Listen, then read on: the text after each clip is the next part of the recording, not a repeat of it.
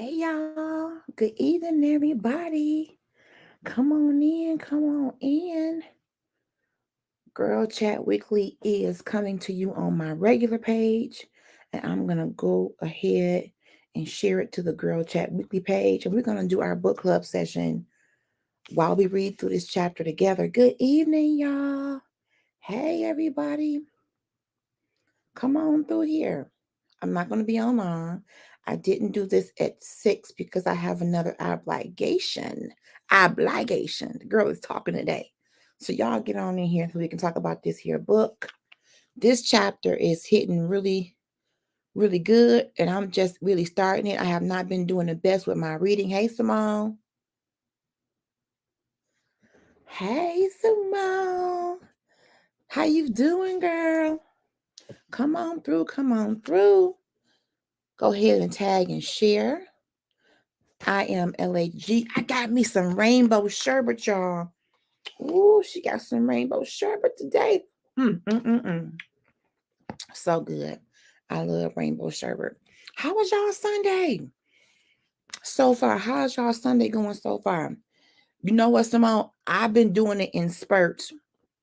And sometimes when you work and do stuff like you got things you're doing schoolwork, you don't always have a time to just sit down. But we're gonna walk through this today. So if you got your book with you, if you're at home, we can walk through this together. I'm not gonna go through the whole chapter. I just want to hit some highlights because the beginning of it got me together. So I just want to make sure I get this over to the right pages. So bear with me. If you haven't read this book, haven't purchased this book, never heard of the book, just come in here. It's called Girl Chat, but if you a man, we ain't gonna put you out. So you might as well come on in here too, because I think this book can help anybody who really wants to be helped. All right. All right, cool. I got everything saved to where I want to go. I'm Latanya here is Gooden, by the way, if you don't know who I am. Okay, that's all right. So if you ain't got it with you, we're gonna talk it through. I don't want you to get in trouble on your job though. So make sure if you at work, be discreet or on your lunch break or what have you. So, hello, good afternoon to you. Okay, yep, you on lunch break. Good deal, someone. You know I have to make sure my girl is all right. How are y'all? So listen, we have the Girl Chat Weekly page. Doesn't have a lot of traction just yet, and a very smart person told me, suggested to me to do the book club discussion here, since I can't seem to find y'all over there. We're gonna do it over here until we get a little bit more traction. But even if we don't get any traction at all, this book has been blessing me. I love you too, Simone. And y'all follow Simone's podcast page, Digging Deep. She has great topics. So be sure to follow her. Couple of announcements. Tuesday, we're going to go ahead and do the discussion about communication in business this Tuesday.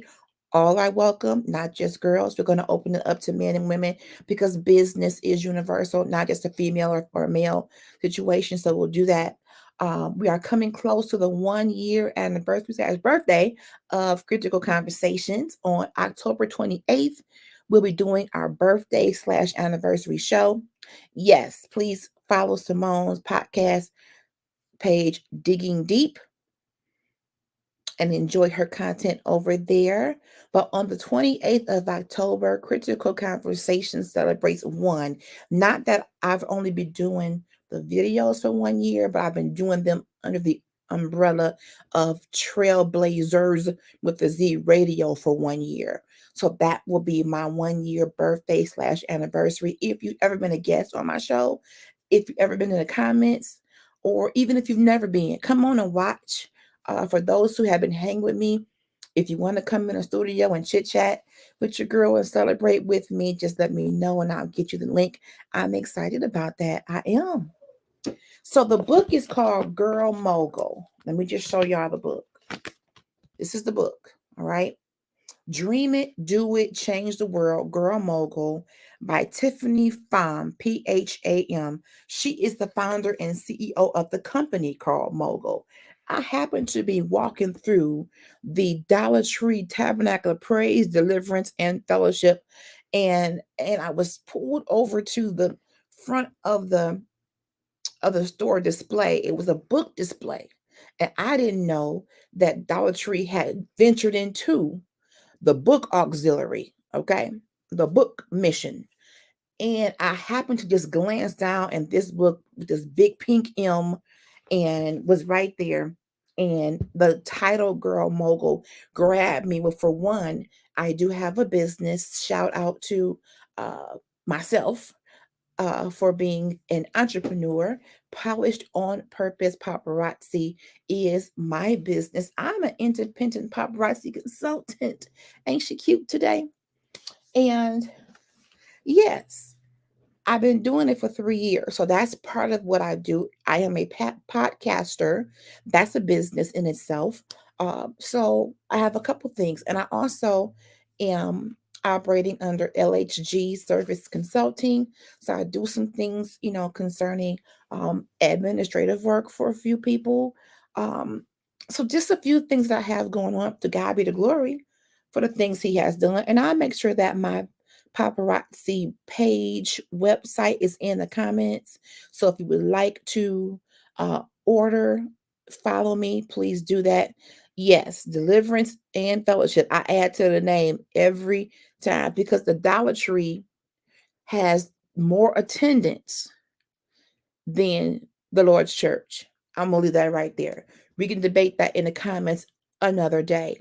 But the Dollar Tree Tabernacle of Praise, Deliverance, and Soldiers, the attendance is always on the rise. Y'all giving y'all tithes to Dollar Tree. And therefore, they were able to branch into books.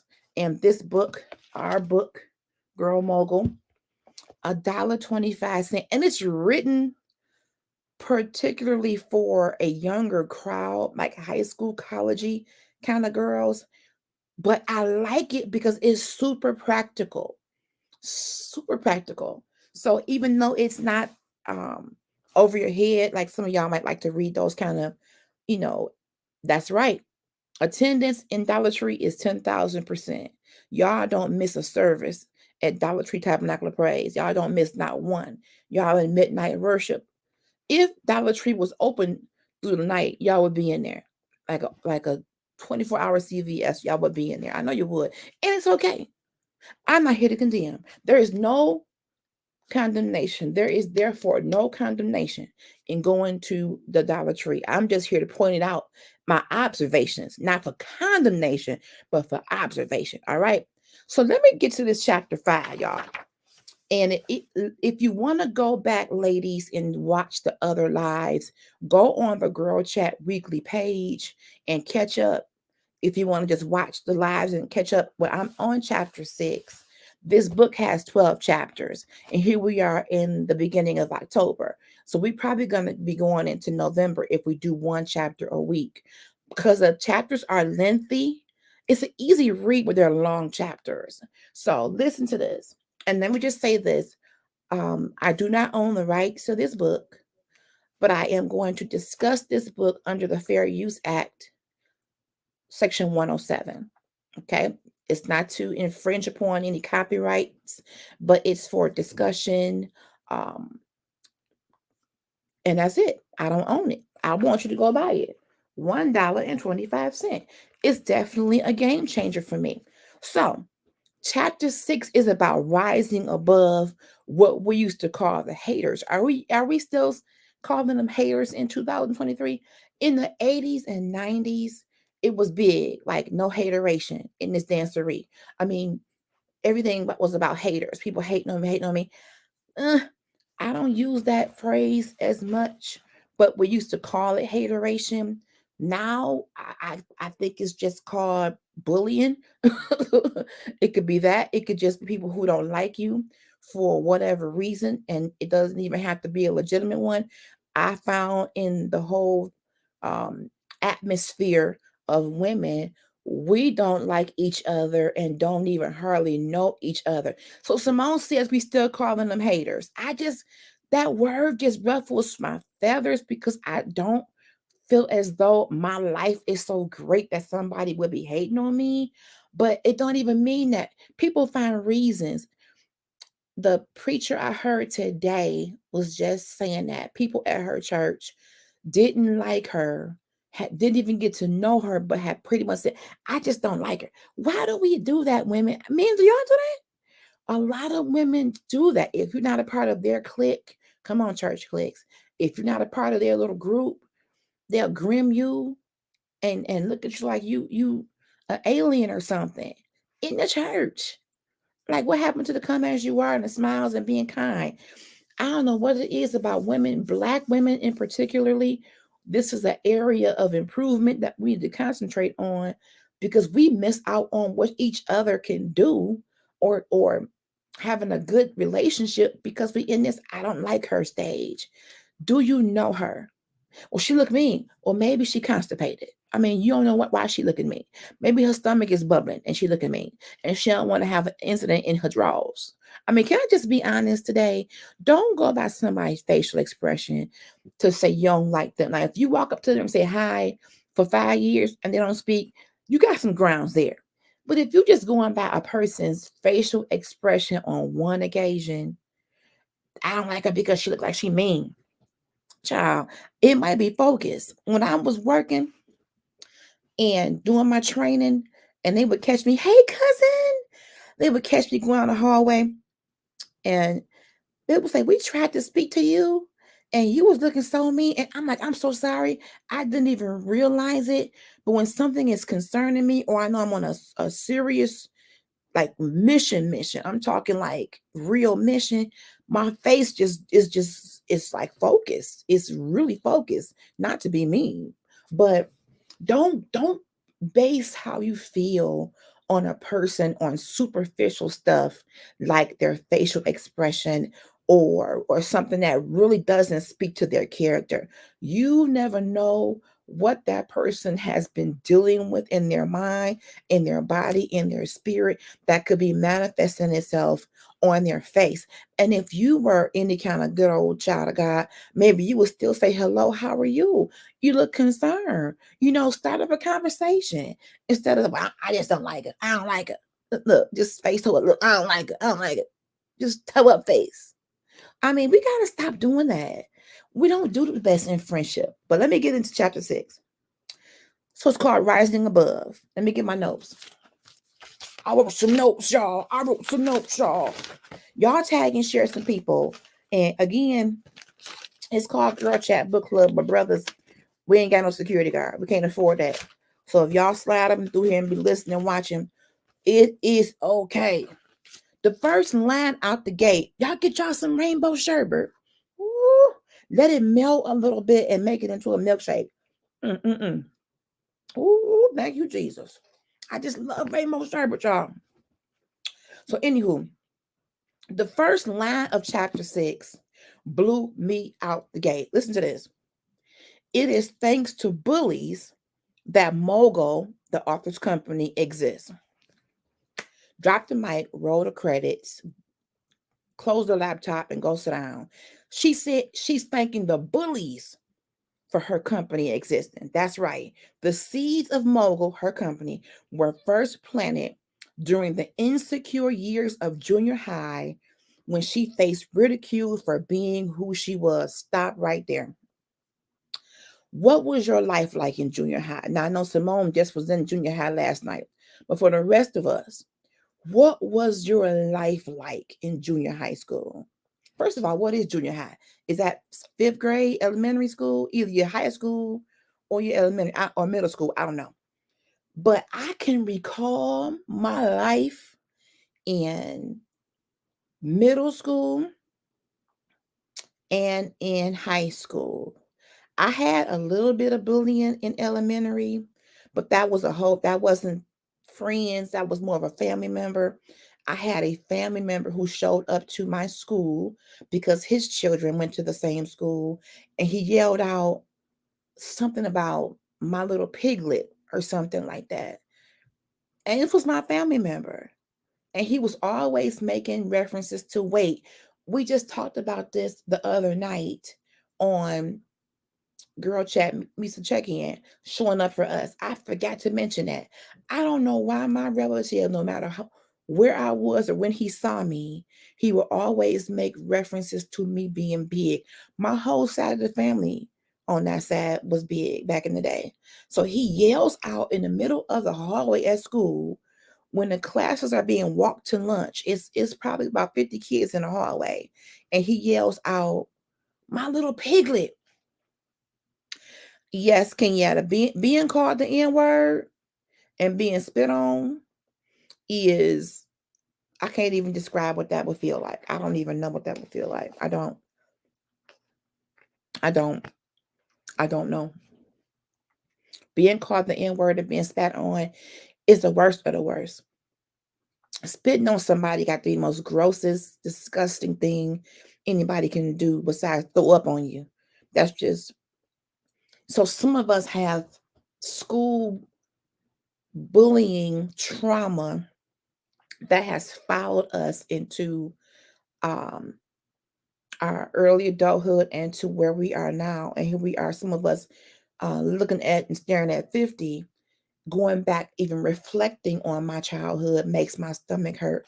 That is a trigger. I'm going to be really honest. And if you just give me a second, I want to drink something really quick because I feel it. I feel it. And this is not meant to trigger y'all, but this is real talk because the author is saying that she thanks the bullies that made her feel uncomfortable for being who she was. How do you ridicule someone for being who they are? How do you spit on someone because they're Black? How do you, as a family member, holler out, "There's my piglet," to your niece? How? Whew. And some of us, if you were like me and you were obese, dark, and had a whole Jerry curl, these kids always found reasons to tease me. I came in quietly. I got into class early. I would intentionally try to hurry up and get to the next period to get in my seat before the popular kids came in so they won't see me struggling to get into my desk. Come on, we're going to talk about the truth today. This is the part of our lives. So the author goes on to say, while her goal of creating something like her company called Mogul was established when her grandmother passed away, it was the feelings of self-doubt and unhappiness generated by girls focused on bringing people down that made her wonder why it was that girls were taught to compete with one another. Why were girls competing with one another in the 80s and 90s? Why did we have the light skinned cheerleading type of girl versus the dark skinned obese Jerry curl wearing, you know, generic shoes wearing girls? Why was it this competition? There was colorism back in the day. The young boys wanted the lighter skin, long hair, caramel colored girl, the right physique. And even though one young man decided he did like me, but in front of his boys, he was one of the bullies. But what people didn't know is while he was bullying me and other big girls, his mama was at home, the original, 600-pound life cast. Before there was a My 600-pound life show, that was what his mom looked like. And he was making her pick him up around a corner from school so the kids wouldn't see her being large in his little bitty Tonka car. Come on. And what are we teaching our kids? Parents, do you have discussions with your kids about being a bully? About not being a bully? About not talking about kids who look different, sound different, maybe even smell different, dress differently, speak different languages? What were these parents teaching these children in the 80s and 90s? And even now, the people who spit on you, cousin, and called you the N word, clearly those parents weren't teaching them to not be racist. So you spend so much time in school, kindergarten, fifth grade, 12th grade, college. And if you've experienced bullying for the majority of that, what, 15-year period, 12-year period. Goodness gracious, no wonder why some of us are really still traumatized. So my question to you, this is what I wrote in my notes. What thanks do I owe my bullies? The ones who crushed my spirit, and yes, I allowed it, and made me feel like I had to work 25 times as hard in corporate America than my non-Black counterparts, and tried to pit me against the only other Black female manager. Working with a bunch of hormonal chicks was a trip. So I went from my younger years being bullied, and don't you know that bullying happens in corporate America? Don't you know that workplace bullying is a thing? When you have people that have unrealistic expectations of you, have their thumbs on you so tight that it causes you anxiety. Cousin says it taught her to stand alone. Ooh, that's powerful. That's powerful. It taught me, it taught me isolation growing up. And I don't know if that's a good lesson, but it made me do a lot of isolating, a lot of writing. Most of my poetry was built based upon the bullying, the childhood trauma in our home, the what goes on in this house stays in this house. This whole husband of yours is messing with me. So a lot of what we dealt with as children manifested itself differently in our minds and our bodies, how we see ourselves. Yeah. Cousin says, I'm going through corporate bullying right now. You know what, cousin? I'm praying. My prayer is that whoever that is, that they're convicted and that you're able to go to human resources, because I had to go to HR. Oh, this rainbow sherbet is blessing my soul, y'all. I had to go to HR. And yeah, because not only was she rude and condescending, she tried to tell me, compare me to the other managers and say that LXG basically you're the only one behind and you're pulling us down. When I knew from talking to my coworkers, we all was behind because it was too much work. So why would you first of all lie? And secondly, I'm sure management class day one paragraph one tells you as a leader to never compare those who report to you. That's like a preacher comparing his congregation person to person. You should never do that. So my prayer, Kenyatta, cousin, my sweet cousin who I love, if I need to put some gas in this good old red Equinox and roll up, I ain't got no sleeves on, nothing to roll up. I take my earrings off. Look, listen, take my turban off. Y'all will see my bald head. Listen, listen. Do I have to roll up? But there are people that have been allowed to operate in a posture of corporate bullies for decades. Where I was, there was a group of women, Caucasian women, who have been with the company 20, 30, 40 years.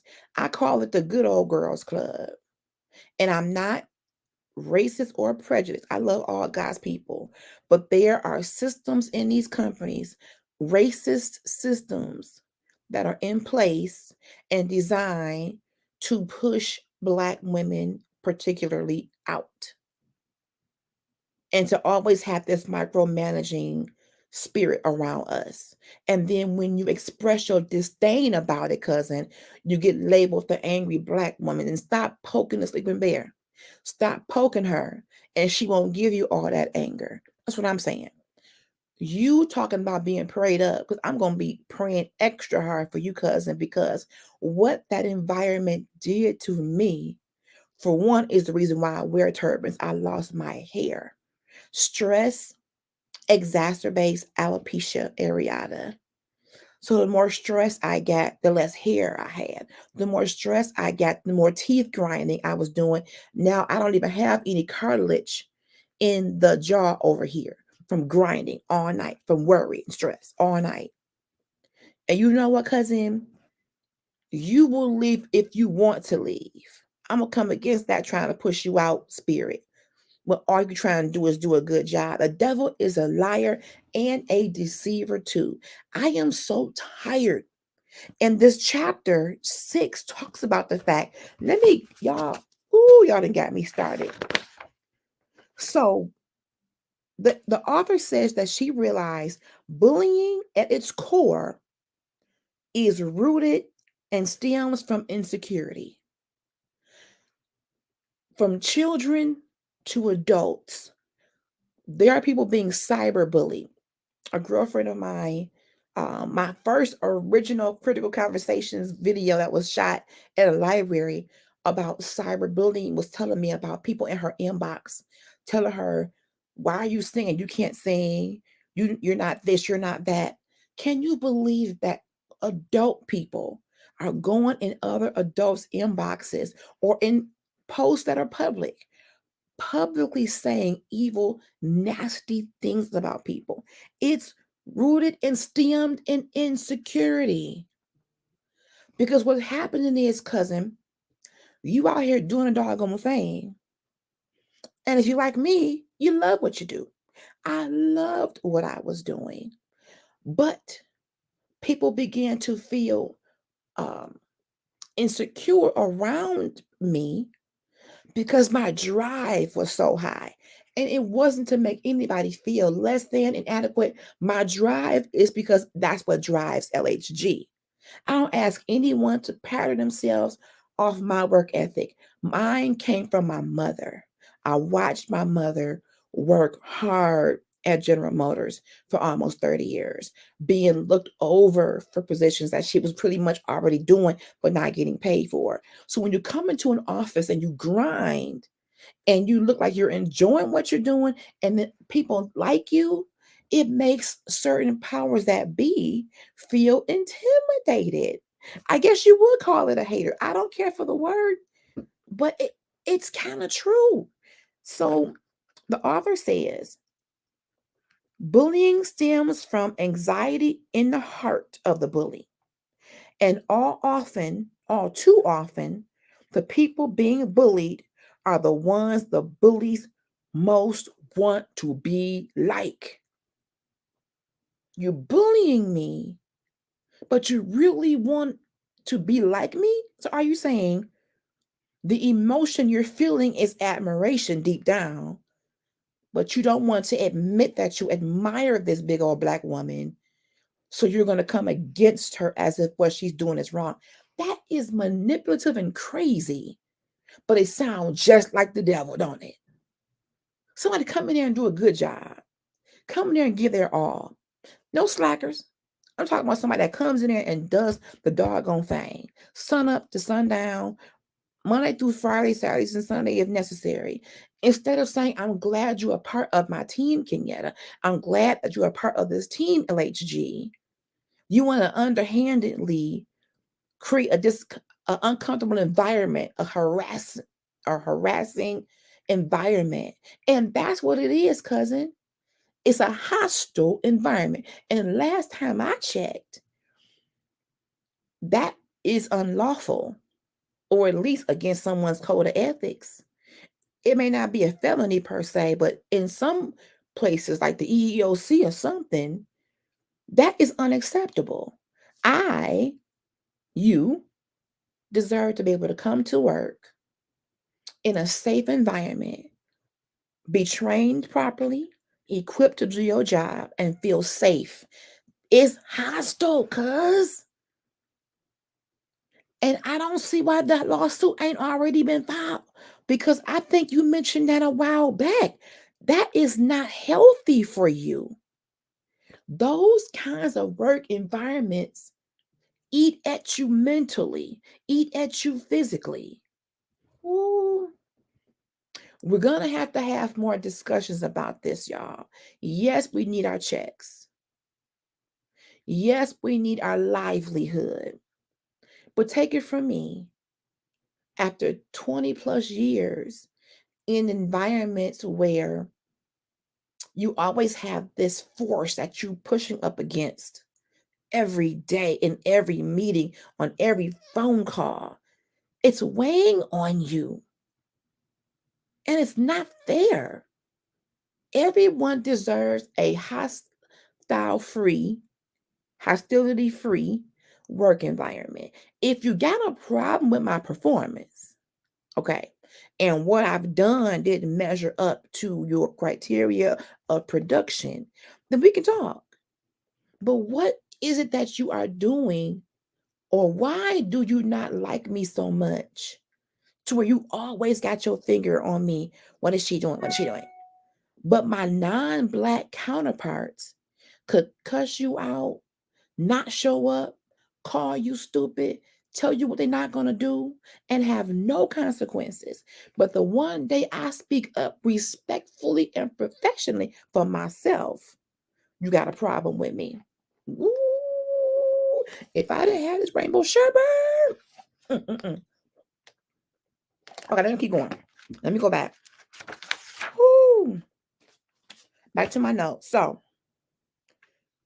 to the people, cousin, no consequences. I have been in meetings where my non-black counterparts have just gone off on the manager.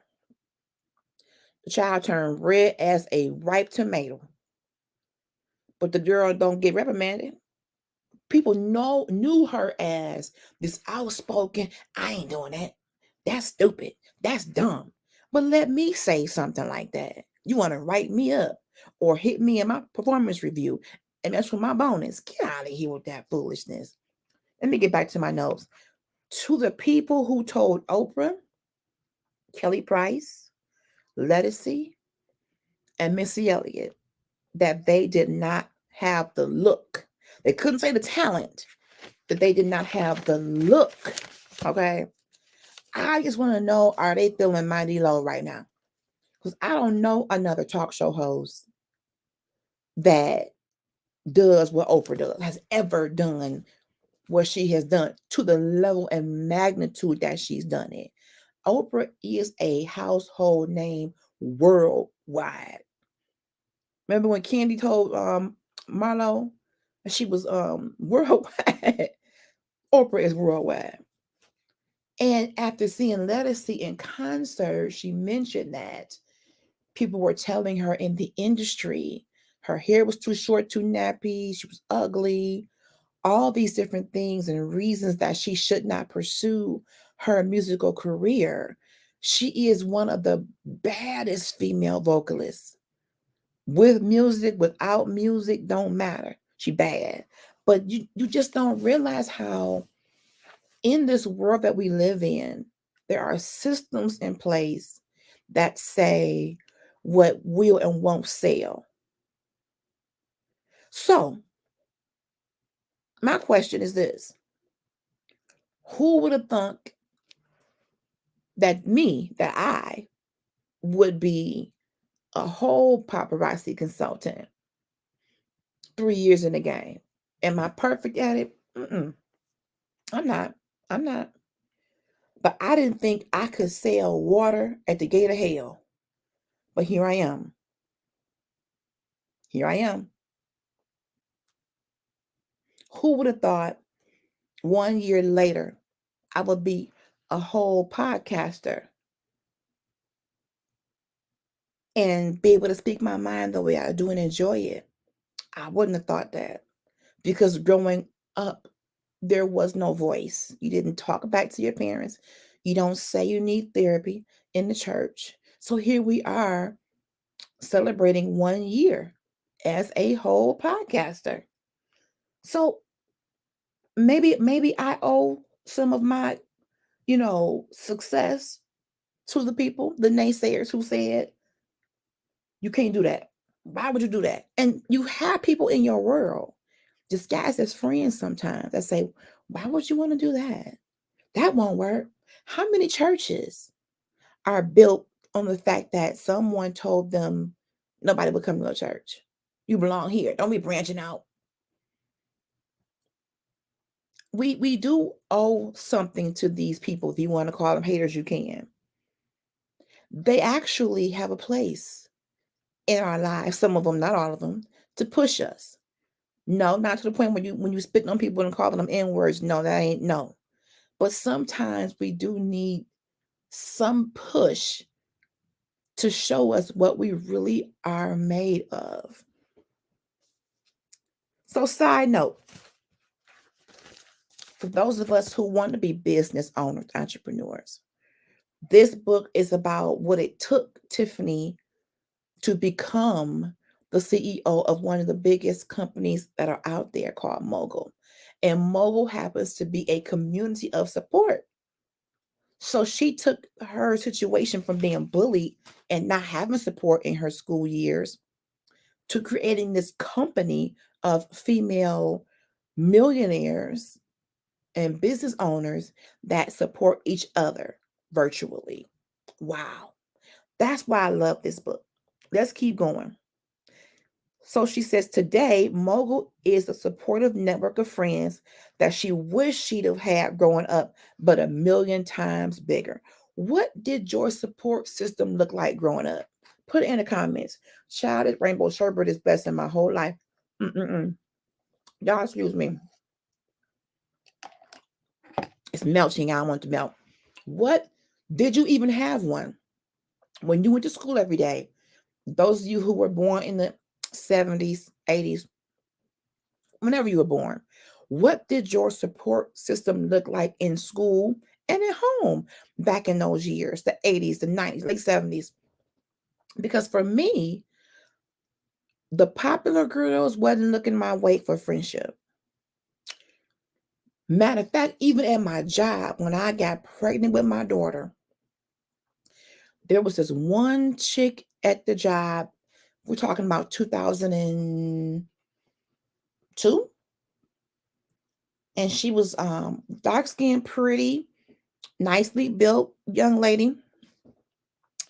And I overheard her say to somebody else, "Is she pregnant?"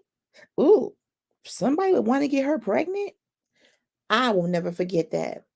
Cousin says, my dad lifted me up every chance he got. Praise God that you had a support in your dad, cousin. But when that girl said that, it took everything in me to not grab her and want to shank her because I'm like, chicken head. You may not think I'm attractive enough to have a child, but what nincompoop bully says that out loud? Who says something like that? Because you see a big woman that you don't think is cute, pregnant, who would get her pregnant? That I'll never forget that. I People say some of the cruelest stuff, y'all. Some of the cruelest stuff. Let me keep going. Okay, so no matter where you find yourself about to face the harrowing halls of high school, college, you are likely to encounter people who will want to exclude you, who seem to want to tear you down or spread rumors that have no shred of truth to them.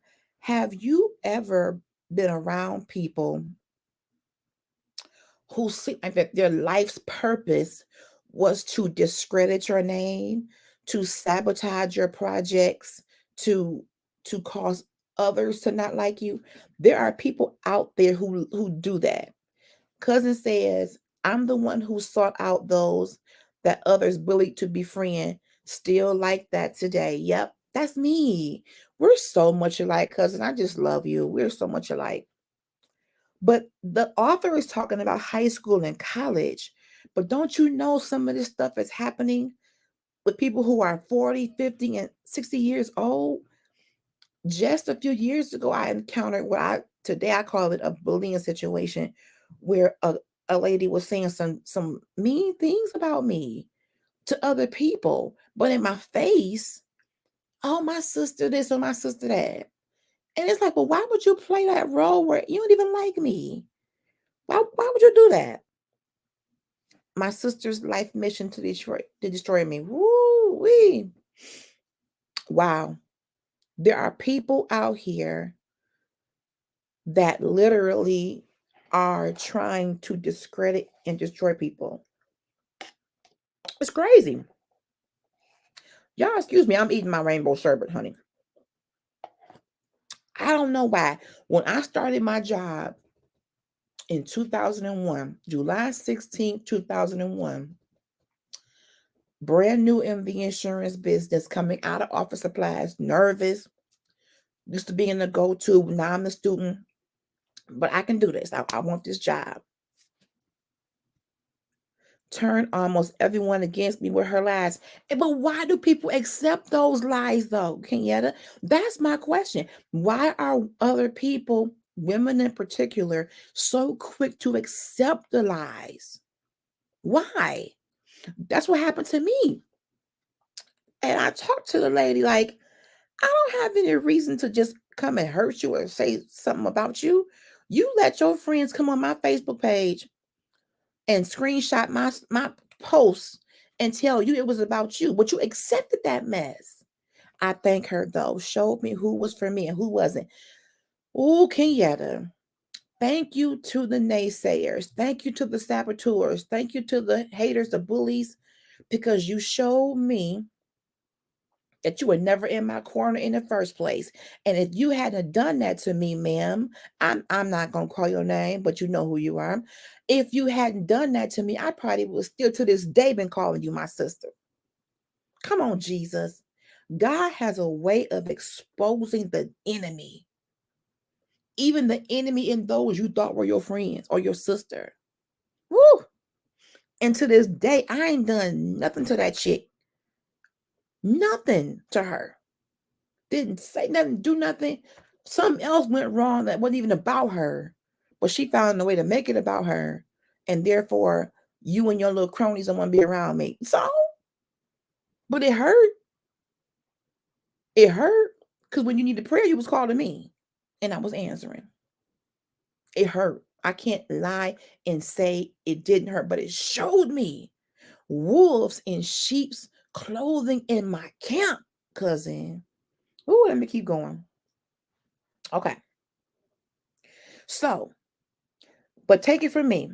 You can use these attacks, funnel their negative energy into positive channels. Think about it. If you weren't awesome, they wouldn't be targeting you. Cousin, if you weren't a wonderful soul, a sweet spirit, a hard worker, a go-getter, these people would not be targeting you. When I walked up into that company 22 years ago, as an entry level employee in the training, from day one, cousin, day one, I said, I want to be a trainer. What you mean? You just got here. How you gonna want to be a trainer and you just start this job? I have a plan of action. Mark this day. I'm in training now, soaking up all this knowledge. But mark my words, God is going to use me in this company as a trainer. And He did. Even before I was officially paid to train, I was training people, mentoring, coaching. I came in entry level, I came out a manager. Now, to some, that might not be much in 20 plus years. But everything I asked God to do for me in that company, He did it. And it's not because of my wonderfulness. It was Him, and He called me there to impact lives. And I still have trainees who I talk to this day who are like my babies. That I told them, go beyond me, honey. Supersede me. Bypass me. Roll run on by me, sweetheart. It's your time. What? Woo. This chapter started off, it got me going. I'm telling y'all, it got me going. Because there's a mean girl section everywhere, whether it's school, church, or work. And maybe, I don't know if y'all got it with the guys, But I don't like the mean girl group.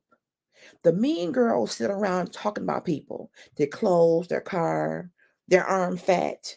Mean girls sit down for hours and have whole lunches of gossip sessions.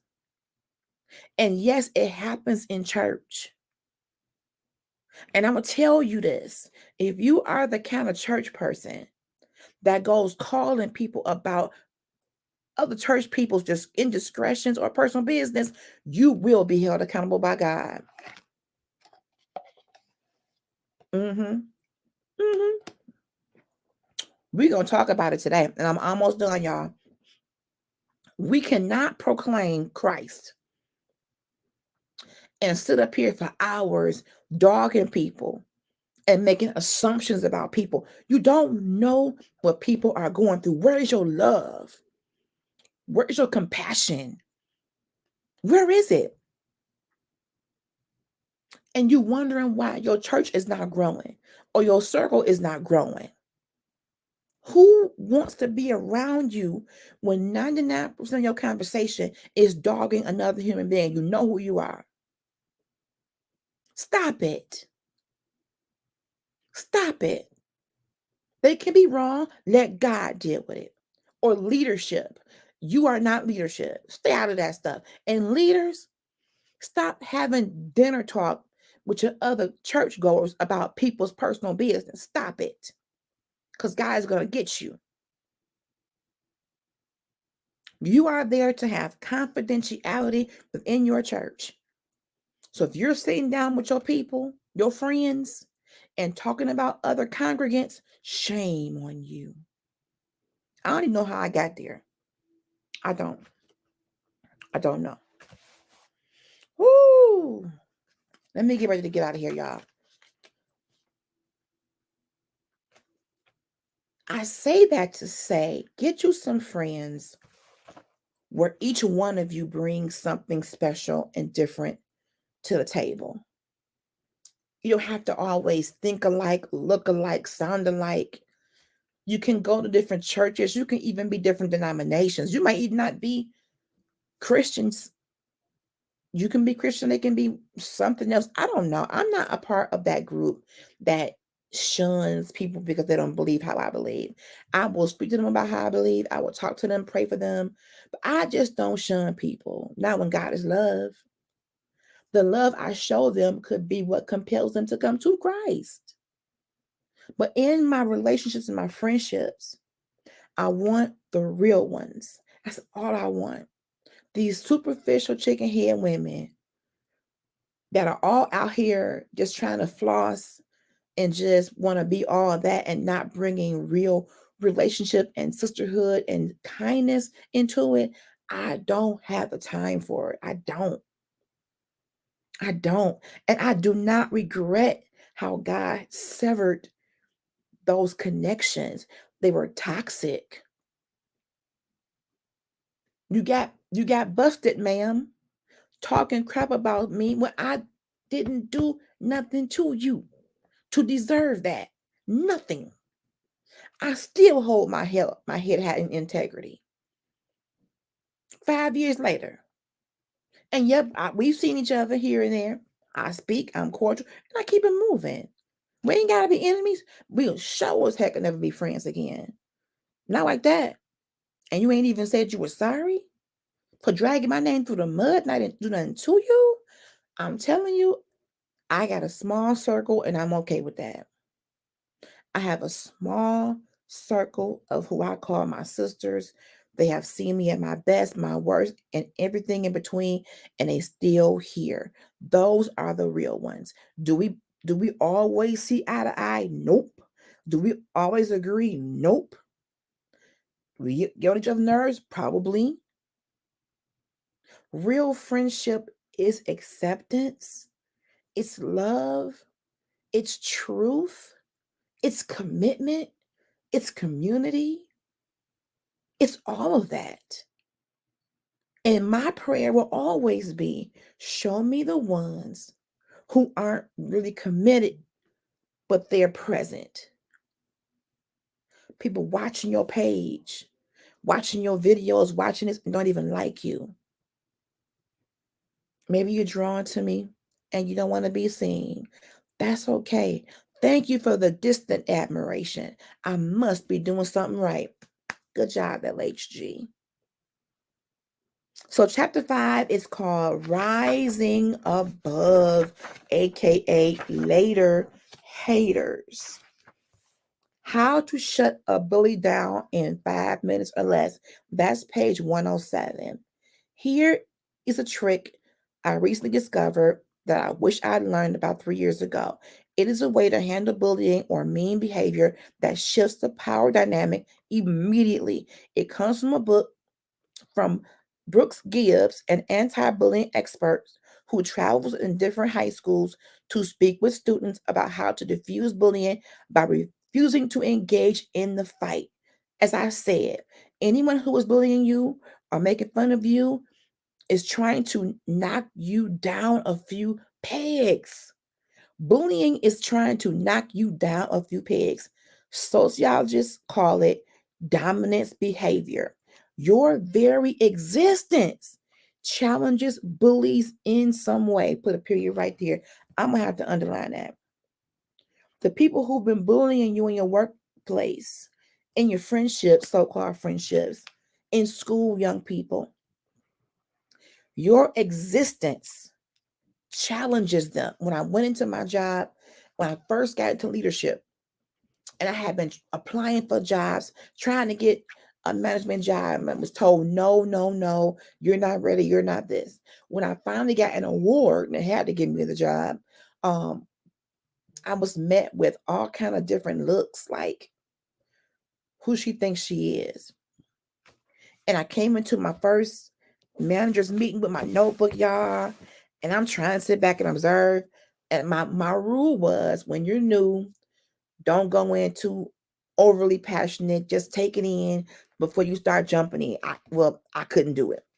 I brought some suggestions. Next thing you know, who she thinks she is, she making it more work for us. And I was treated horribly for quite some time, when I really was just trying to help and bring fresh perspective and ideas to the group. So your existence challenges the bullies in some way. Maybe they wish they could start in the play like you, sing in a choir like you. Maybe they wish that guys befriended them the way they do with you. So they are going to try to pass their insecurity on to you by saying something nasty. And again, this book was wrote for school age, high school, college, but they're talking about grown women too. Some people ain't happy unless they saying something nasty to you. But here is the trick. If you agree with whatever they say, they have nothing to push against. There is no way for them to win if you don't engage in the fight. Here's an example, she says. Bully, you're so lame. Nice outfit. You. Thanks. The bully says, okay. I hope you have fun at your loser rehearsal tonight. You say, oh man, yeah. It's a real time star in the play. I wish I could just go home and hang out in the mall. You're so lucky. So she's saying don't even engage in a fight. And it may sound too practical and too elementary. But when they say something shady and something stupid, don't even fight it. Okay, thank you. Girl, why would you wear your arms out? Your arms fat. Girl, they show are, but it's hot, so I'm out here. I'm cool. Don't engage in the fight. If you don't fight with the bully, if you don't give your energy to it, they look stupid standing there trying to fight with you. Now, in your case, cousin, human resources and the EEOC and whatever lawyer, 911 pain or 411 pain or whoever, because that's horrible. But in school, that would have been a good way to counteract that. She's so fat. I sure am. Ooh, I'll be glad when I lose a couple pounds. But until then, here I am getting A's and you getting F's. Shade. Fun shade. But as I close, it's not that I feel that I have haters. I don't think that my life is so great that someone would want to hate on me. But what I've come to learn is that when people don't understand you, or when you are doing stuff that they thought should be doing, or if you are living your life so free, like it's golden, without a care in the world, they're going to find a reason to not like you. Yeah. I'm 48 and I deal with that with people. Yeah. But I'm learning, Kenya, that I'm not for everybody. LHG is loud, loves to laugh, love Jesus, love people. And if you don't line up with that, I don't need you. We can be cordial, we can be, polite. But please don't think you need to be around me and you don't want to be. I have no need to beg for friendship and love. I don't. I don't. So that's chapter 5 or 6. Are we on 6? That's the first few pages of chapter 6. So I will say I'm gonna go back and read 5 and finish 6, and then I'll be back next week Tuesday. We're doing a combined topic. It would be Girl Chat Weekly, but I'm doing the discussion about communication in business. So men and women join me Tuesday night here at 8 o'clock Eastern Standard Time. Let's talk about how we come across when we're on the phone on a business call, and as corporate citizens, if you're in customer service, how are you talking to people? How is your tone, your words? Let's take that from both angles, all right? That's Tuesday. The big birthday celebration for Critical Conversations is October 28th at 8, no, 5 p.m. We're going to have a whole celebration show from 5 to 7. If you have been blessed by anything you see me doing on my podcast, be it Girl Chat or the other show, whatever it is, come on through and let's talk and let's just thank God together, because this is something that helps me. This is part of my therapeutic and healing journey. I'm just here to do God's will. So, ladies, you can tag some other women, some men. This is not just a female discussion today, but it is our book club. If you still want to be in it, the book is called Girl Mogul, from the Dollar Tree Tabernacle of Love, Joy, Peace, and the Holy Ghost.com. $1.25 plus tax. Okay. So I love you all. Have a good rest of your Sunday. And I will see you on Tuesday. Good night, all.